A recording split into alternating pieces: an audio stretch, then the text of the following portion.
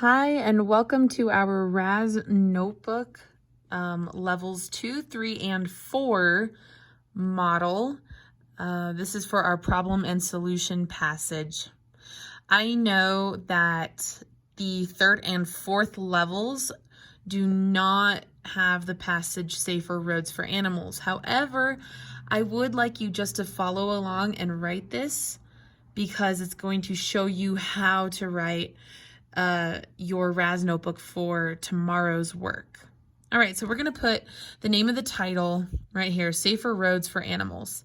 Then we're gonna put your name, Mrs. Hernandez, and then the date right there. And then you're gonna put the words write and share right here and underline it. Okay, make sure you have your 2-finger indent. You've got to clearly be able to see that it's away from the red line. In the passage, comma, and then capitalize all the important words. You do not capitalize articles. They're called articles like the, for, and.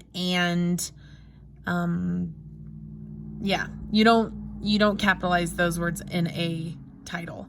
So for animals, comma, and you always underline the title of anything.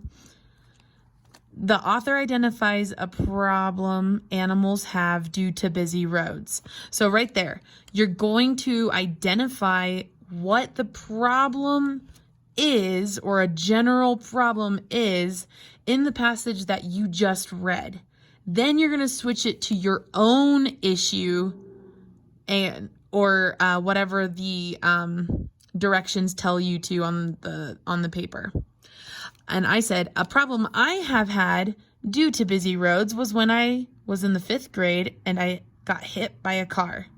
I started walking across the street when a car tried turning right at the stoplight and hit me.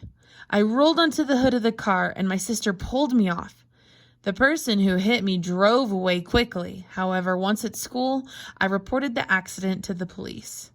That summer, a sign was put up at the stoplight that said no right turns on red. The city protected me and other walkers by making the driving laws more strict. So I've identified my own problem. I got hit by a car because of the busy street in the morning. And the solution was I called the police officers, told them what happened. And then another solution is that they made the rules more strict by putting up a sign saying that cars could not turn right on a red light, which cars most of the time can do, but sometimes you'll see signs that say no right turn on red. Then under vocabulary, please spell it right and do it how I have it written down.